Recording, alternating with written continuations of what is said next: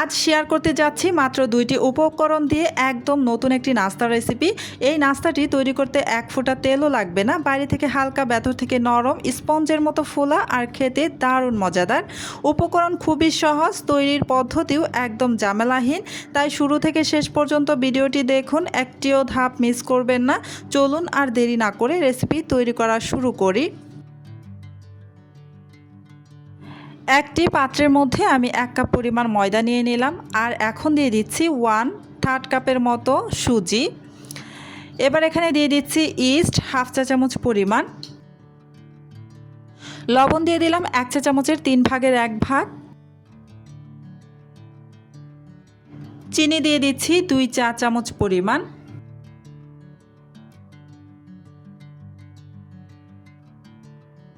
এখন সমস্ত শুকনো উপকরণগুলোকে ভালো করে নাড়াচাড়া করে একসাথে মিশিয়ে নিব।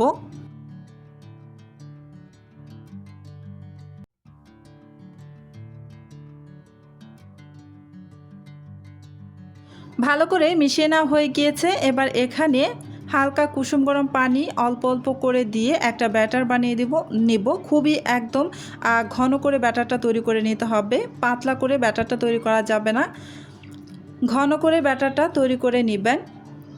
তো এই যে আমি এখানে অল্প অল্প করে পানি দিয়ে তারপর ব্যাটারটা তৈরি করে নিচ্ছি। একেবারে কিন্তু অনেকটা পানি দিয়ে দিবেন না, তাহলে কিন্তু পানির পরিমাণ বেশি হয়ে যেতে পারে। তাই অল্প অল্প বারে বারে পানি দিয়ে তারপর ব্যাটারটাকে বানিয়ে নেবেন। আমি একটি কাঁটা চামচের সাহায্যে ব্যাটারটাকে রেডি করে নিচ্ছি। আপনারা চাইলে কিন্তু হ্যান্ড উইক্সের সাহায্যেও ব্যবহার করতে পারেন। এই পর্যন্ত যারা যারা আমার ভিডিওটা দেখতেছেন প্লিজ আমার ভিডিওতে একটা লাইক দিয়ে দিবেন। আর আমার চ্যানেলটি যদি আগে থেকেই সাবস্ক্রাইব করে দেওয়া না থাকে প্লিজ আমার চ্যানেলটি সাবস্ক্রাইব করে পাশে থাকা বেল আইকনটি অন করে রাখবেন। এতে করে যখন আমি নতুন নতুন রেসিপির ভিডিও আপলোড করব তখন সাথে সাথে আপনার ওখানে নোটিফিকেশন পৌঁছে যাবে।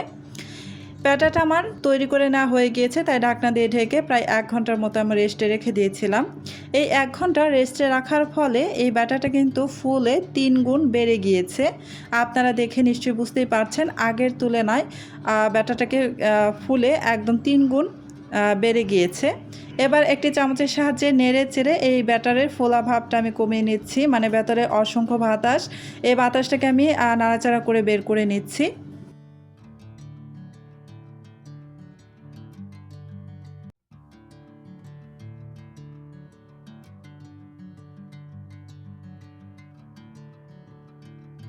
এই নাস্তাটা বানানো একদমই সহজ আর একদমই ঝামেলা ছাড়া।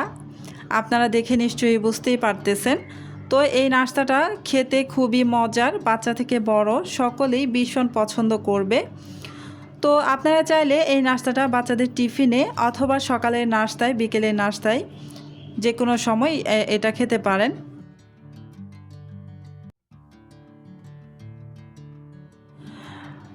এবার এই যে ছোট ছোট আমি স্টিলের বাটির মধ্যে ব্যাটার নিয়ে নিব। আমি এই স্টিলের বাটিগুলোর মধ্যে আগে থেকেই কিছুটা তেল ব্রাশ করে রেখেছিলাম। সামান্য একটু তেল ব্রাশ করে নিলে এই নাস্তাটা যখন আপনারা ভাপ নেওয়ার পর বের করতে যাবেন তখন কিন্তু খুব সহজেই বের হয়ে আসবে, লেগে যাবে না, ভাবে ভেঙে যাবে না।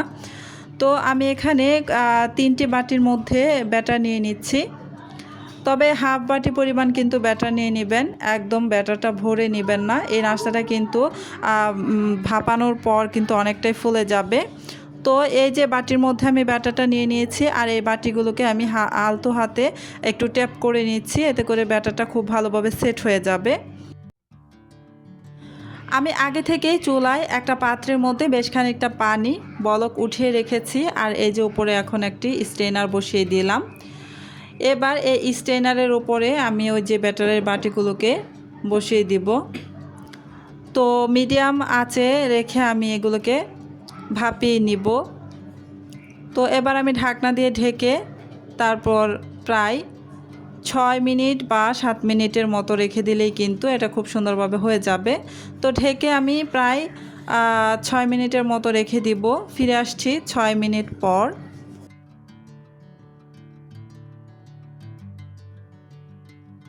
6 মিনিট পর ঢাকাটা আমি সরিয়ে নিলাম আর দেখুন আগের তুলনায় কতটা ফুলে গিয়েছে, ফুলে কিন্তু একদম ডাবল হয়ে গিয়েছে। এবার আমি এটাকে একটু চেক করে নিব একটি কাঠের সাহায্যে, এটা ভেতরে খুব ভালোভাবে কুক হয়েছে কিনা। কাঠিটা ঢুকিয়ে ওঠানোর পর যদি দেখেন কিছু লেগে নেই তাহলে কিন্তু বুঝে নেবেন এটা হয়ে গিয়েছে। আমার কাঠিটাও একদম ক্লিন এসেছে। তো এখন এই বাটি থেকে আমি আলতো হাতে এগুলো উঠিয়ে নেব। আমি এগুলোকে সামান্য একটু ঠান্ডা করে তারপরে যে উঠিয়ে নিচ্ছি। তো এভাবে চারপাশ থেকে একটু হাত দিয়েই ছাড়িয়ে নেবেন, একদম খুব ইজিলি এটা কিন্তু উঠে আসে। সবগুলোই আমি এভাবেই ছাড়িয়ে নেব, খুব সহজেই কিন্তু ছাড়ানো যায়, যেহেতু আগে আমি সামান্য একটু তেল ব্রাশ করে রেখেছিলাম বাটির মধ্যে। তো এই যে সবগুলো ছাড়ানো হয়ে গিয়েছে। আমি সেমভাবে আমি বাকিগুলোকেও বানিয়ে নেব। তো এই যে স্টিলের বাটিগুলো যেগুলোর মধ্যে আমি এই নাস্তাটা ভাপিয়েছিলাম, সেই বাটির মধ্যে কিন্তু আমি আবারও কিছুটা ব্যাটার দিয়ে দিচ্ছি। তো এই বাটিগুলোর মধ্যে কিন্তু আর তেল ব্রাশ করতে হবে না বা বাটিগুলো আর ক্লিন করতে হবে না, এমনিতেই কিন্তু ব্যাটারটা দিয়ে আবারও সেমভাবে ভাপিয়ে নিতে পারবেন।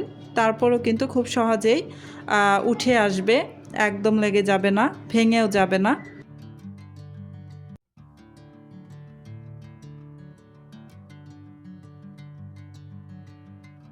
সবগুলো আমি নামিয়ে নিয়েছি। আজকের তেল ছাড়া মাত্র 2টি উপকরণে তৈরি এই সহজ নাস্তার রেসিপিটি যদি আপনাদের ভালো লেগে থাকে তাহলে অবশ্যই একবার বাড়িতে বানিয়ে দেখবেন। বানানোর পর কেমন হয়েছে তা কমেন্টে জানাতে ভুলবেন না। আপনাদের একটি লাইক, একটি সুন্দর কমেন্ট এবং একটি শেয়ার আমাদের আরও নতুন নতুন সহজ ও স্বাস্থ্যকর রেসিপি নিয়ে আসার অনুপ্রেরণা দেয়। আমার আজকের এই রেসিপিটি যদি আপনাদের কাছে ভালো লেগে থাকে তাহলে আপনাদের কাছে একটা অনুরোধ রইল, আমার চ্যানেলটি যদি আগে থেকেই সাবস্ক্রাইব করে দেওয়া না থাকে প্লিজ আমার চ্যানেলটি সাবস্ক্রাইব করে পাশে থাকা বেল আইকনটি অন করে রাখুন। এতে করে যখন আমি নতুন নতুন রেসিপির ভিডিও আপলোড করব তখন সবার আগে কিন্তু নোটিফিকেশন পৌঁছে যাবে। আজ এই পর্যন্তই, সবাই ভালো থাকুন, সুস্থ থাকুন, আল্লাহ হাফেজ।